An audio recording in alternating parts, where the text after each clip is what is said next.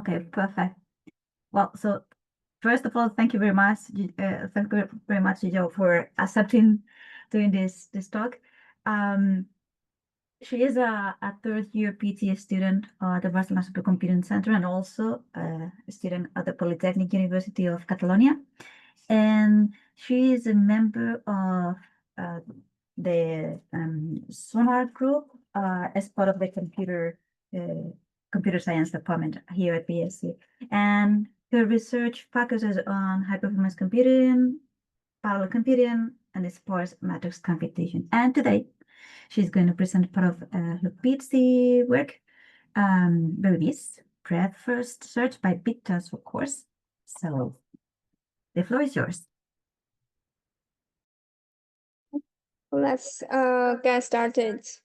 Hello, everyone. I'm Yuyao, and today I'm very glad to present our work in PPOP 25 titled BerryBees breadth-first search by Bit-Tensor-Cores. And we are very honored to get the distinguished paper and best artifacts award in PPOP 25. So let's get started. And before going to all the technical details, let me introduce our logo, the right side logo, and to show you that how it connects to our research. As we can see that the background of this logo is inspired by a honeycomb structure, which represents a graph. And which is a core structure in our BFS implementation. And each hexagon is a vertex. And the purple line, the connection, are edges linking them together. And the bees in the middle, the foreground, is actively exploring the path, just like BFS traversing a graph and to discover all reachable vertices. And this logo perfectly align well with the goal of our work, that is optimizing BFS traversal in a very efficient and structured manner. So I will introduce our work in this four parts. And the first part is the introduction and motivations. So let's get started. The BFS is a very fundamental algorithm widely used in the very many applications like data mining, network analysis, and navigation systems. So giving a source vertex, BFS systematically visits all connected vertices.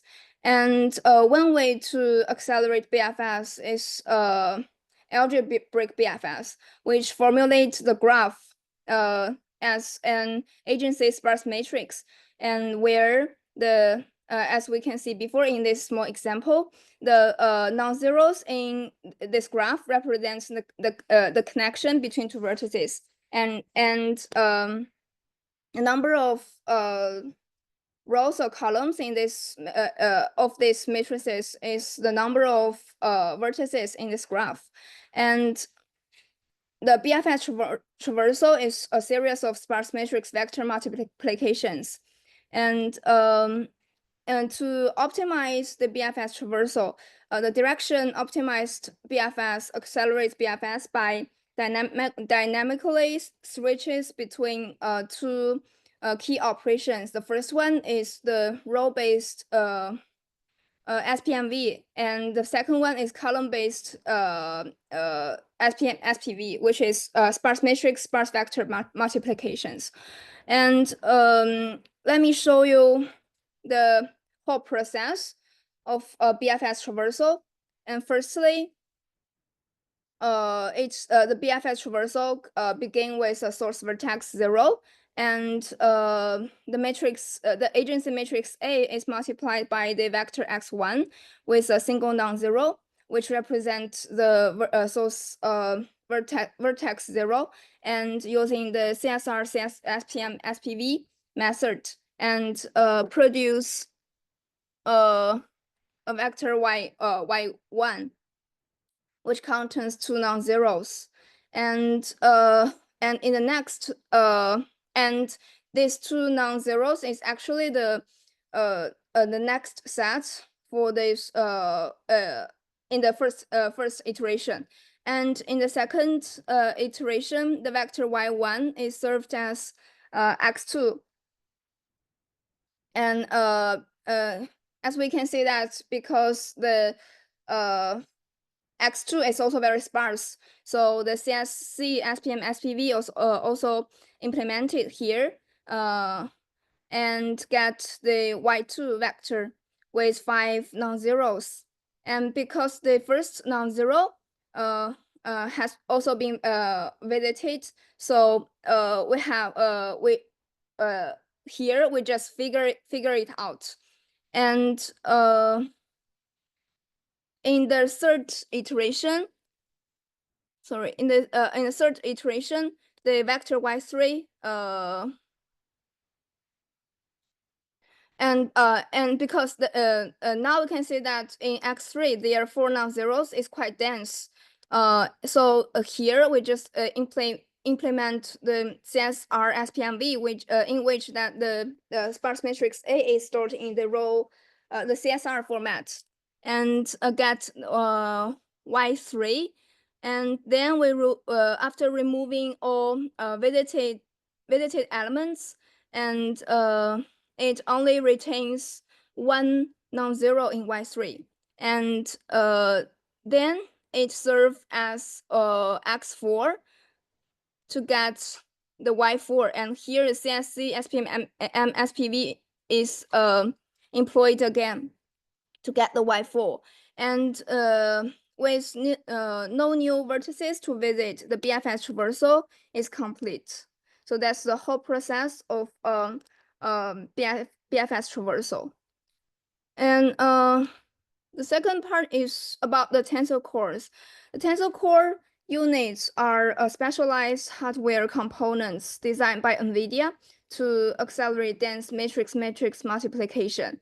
And it first, so here is the timeline of the tensor core development. And it is first introduced in Volta architecture and initially supported FP16 and FP32 computations. And as applications evolved, the NVIDIA expanded tensor cores to support lower bit precision operations. And starting from Turing architecture, they introduced int8 and int4, and achieving higher throughput. As we can see that the peak performance for int4 is can reach 1000 TOPS. And this continue with Ampere and Hopper architectures, where they further optimize int4 and introduce int1 precision, and increasing the computational efficiency. And for int1 precision, the peak performance can reach almost 5K and 12K TOPS respectively. And the upcoming Blackwell architectures is also expected to push these capabilities even further. So why we decide to optimize BFS on tensor cores? We have 3 motivations. The first one is about the storage overhead. As we mentioned before, for the direction optimized BFS, it requires storing matrix A in both CSR and CSC formats. So as we can see, for general sparse matrix, we use the CSR, for example, CSR format to store it with only 1 row pointer array and 1 column index array. But in DOBFS, we need to use both CSR and CSC formats. And that means that the storage overhead is double than a single CSR format. So this table shows that the storage overhead of 4 representative graphs. As we can see that for example, for the last one, the gap graph, And the storage of dual BFS is nearly very close to the A100 GPU's memory capacity of 40 giga, and that's raise a question, that is, can we design a unified format that eliminates the need for both CSR and CSRC storage? And the answer is yes. And in our designed data structure, so as we listed here, and we can see that for this gap graph, it only needs 22.8 gigabytes and resulting a 37% memory reduction. And the experiment result shows that we can even save more than 1800 for some graphs. And the second motivation is about the nature of BFS itself.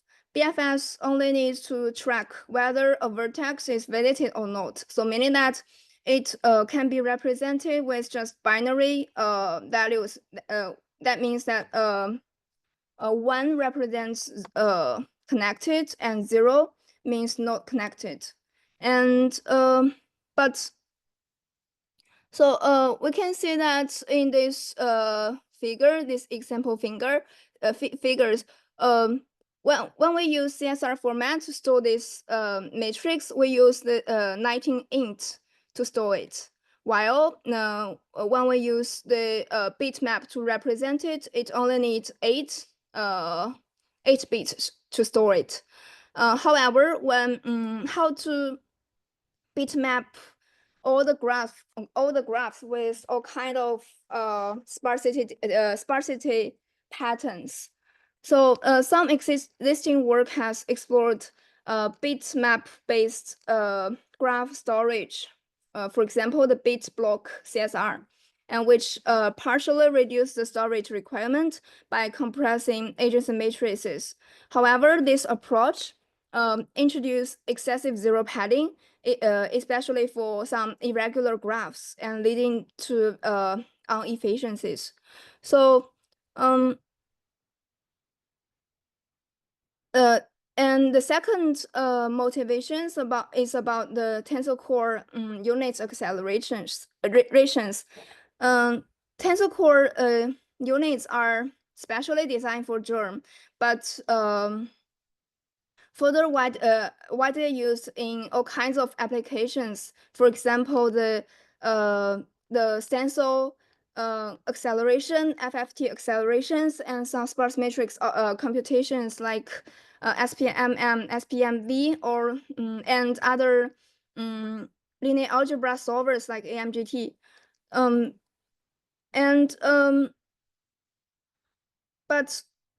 But all of this work are they care more about the floating point floating point computation efficiencies. However, recent advancement in Tensor Core enable bitwise operations. So this figure shows the layout of the bit operations N8 and 8K 128 instructions. As we can see that in fragment A, and the threads, all 32 threads in one warp are assigned to this layout, and get for 8 by 8 fragment C.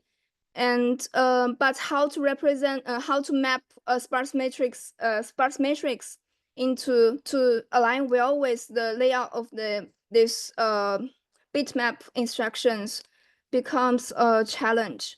So now the key questions becomes that how do we transfer BFS into a format that fits Tensor Cores while addressing storage overhead and bitmap inefficiencies.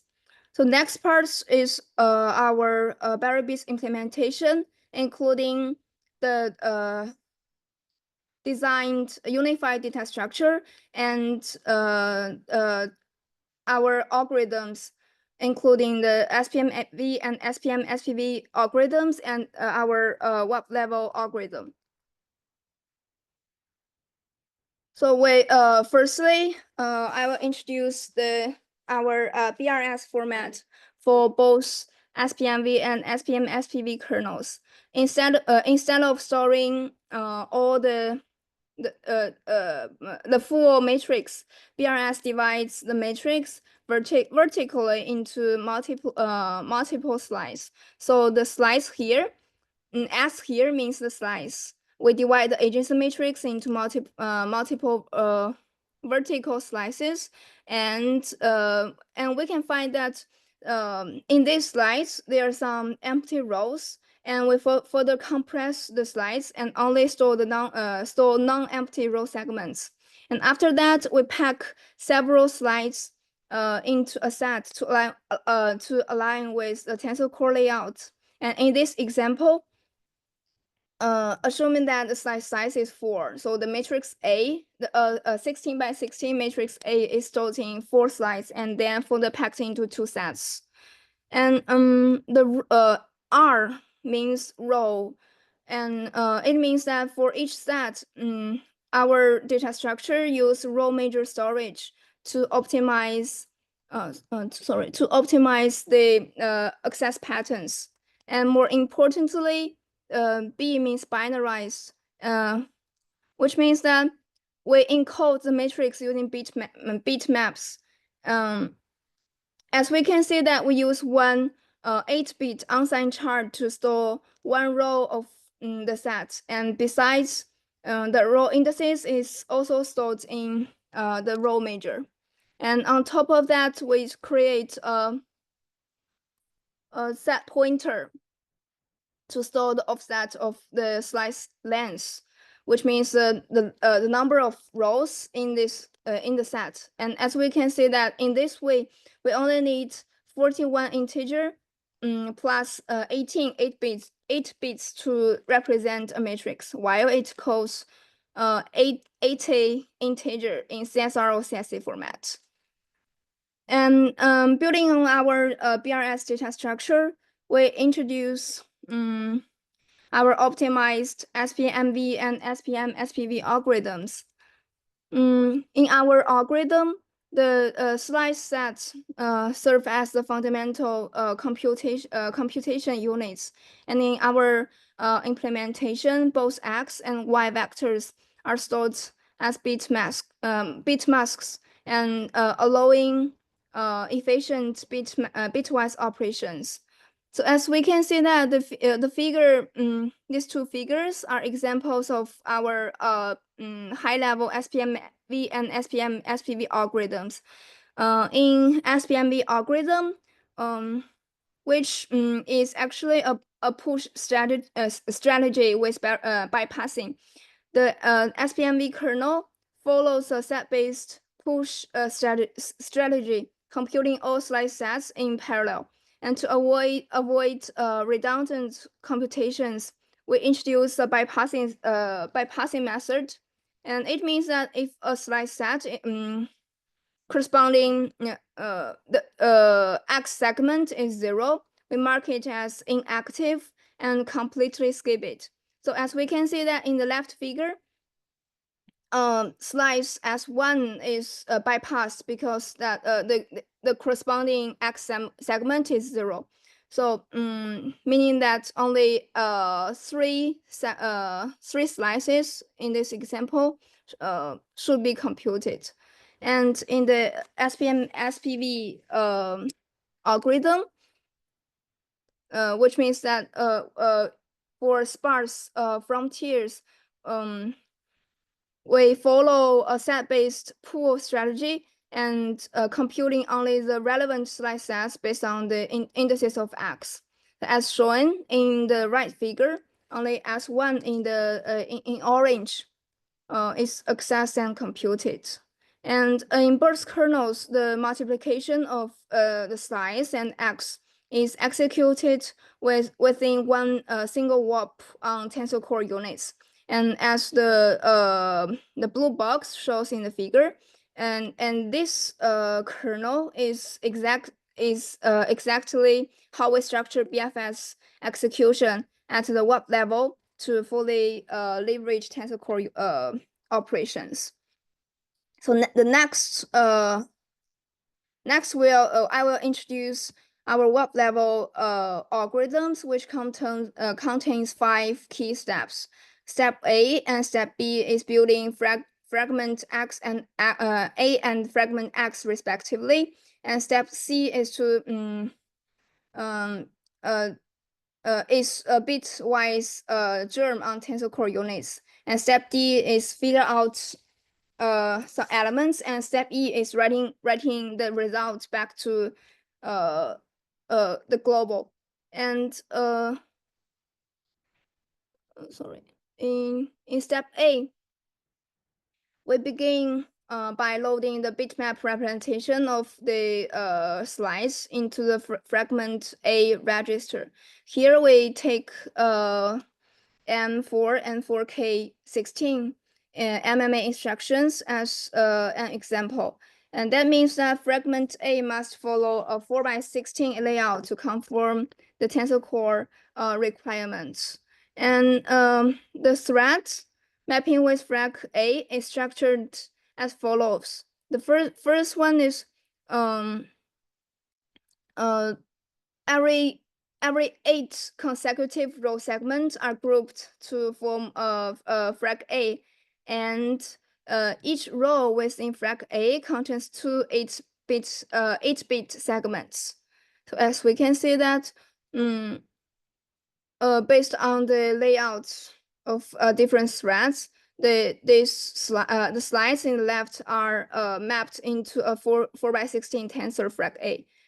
And the next step is to load the vector X into frag X register. And we must ensure that the frag X conforms to a 16x4 layout.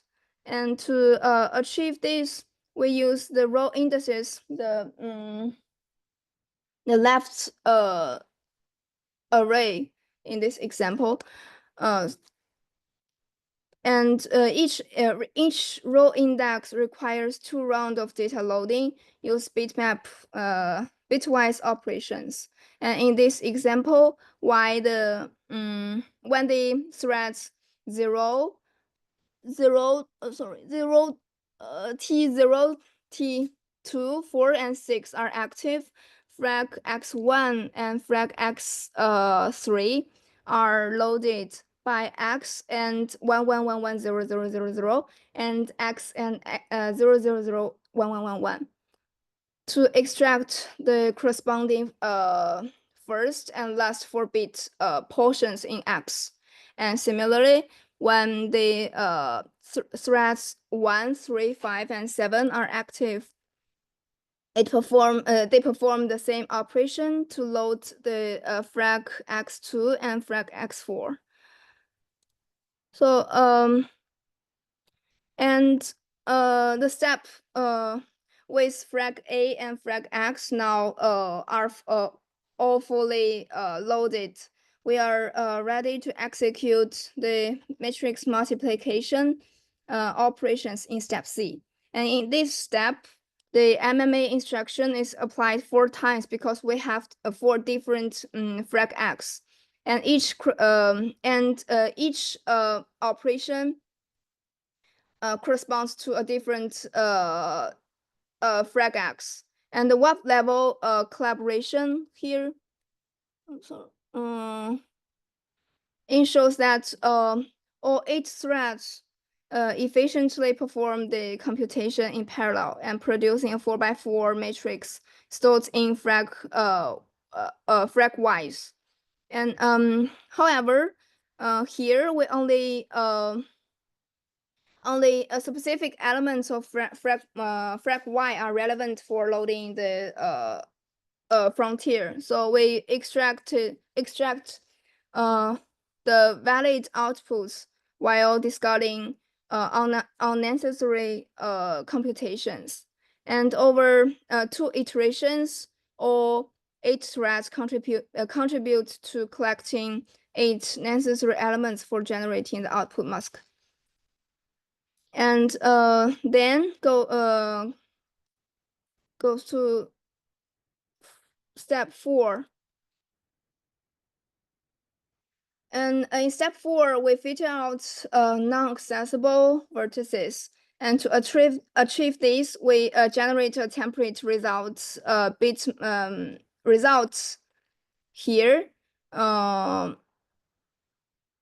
And to how to generate it, and the process is, if thread Ti produce an NZ, then index I equals J is identified, and then the J's position in temp results array, here, is set as 1. And the last step 5, is to update the next set in BFS traversal, and we applied a visited mask to filter out all the visited vertices. And firstly, we apply optimic operations to update the visited mask, and optimic XOR is used to determine the newly discovered vertices, and atomic OR ensures that visited mask is correctly updated, and preventing redundant computations in future iterations. So here is the 5 steps.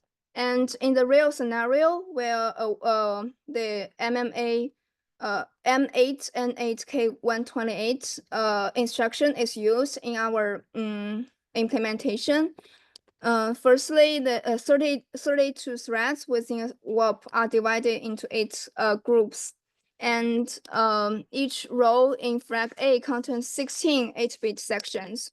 The algorithm need to load 16 different portions of X into flag X, and each corresponding to different row indices. And besides, MMA instruction is executed 16 times. So it's just an extension of the example we showed before.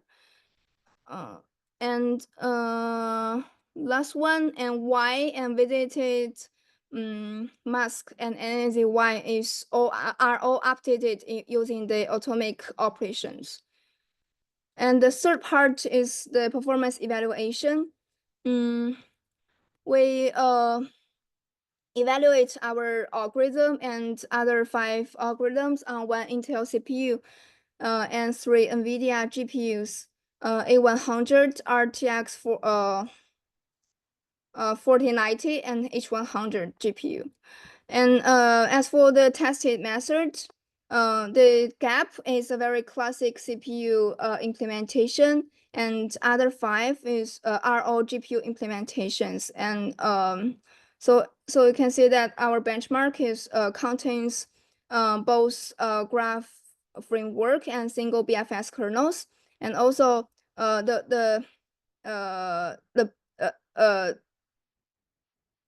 methods above. First 4 methods are procedure BFS, while the GraphBLAST and our method BerryBees are algebraic BFS. And in the for the data set, we use all 486 matrices characterized by graph properties from the source matrix collection. And this figure shows the performance comparison with other 5 BFS approaches. And as we can see that the 6 top sub-figures show the performance of all BFS methods in Giga traversed edges. GTPS in short. And GAP, as we can see that GAP and BerryBees can successfully process all graphs. And the sub-figure shows the speed up of our BerryBees over other methods. So on the H100 GPU, BerryBees achieve on average speedups of 1.97, 5.05, 1.24, and 3.74 compared to the other 4 GPU methods respectively. So this figure shows the is a histogram of the speedup achieved by our BerryBees compared to the other 5 GPU methods, and we can see that compared to GSWITCH, we get we more than 300 matrices reach speedups in the 1 to 2x range. And compared to Gunrock, half of the graphs achieve speedup between 2 to 5x. And compared to Enterprise and GraphBLAST, our advantage is more obvious. So this table shows the information on 12 representative graphs and their performance comparison on the H100 GPU. And our BerryBees achieved the best performance on 8 out of 12 graphs. And for example, for the graph like Indochina, by concentrating a large number of non-zeros in specific areas, our data structure generates very high dense slice sets and get less storage overhead, and the speed up is very nice. Like we can get more than 8 x than Gap and 7x than Gunrock.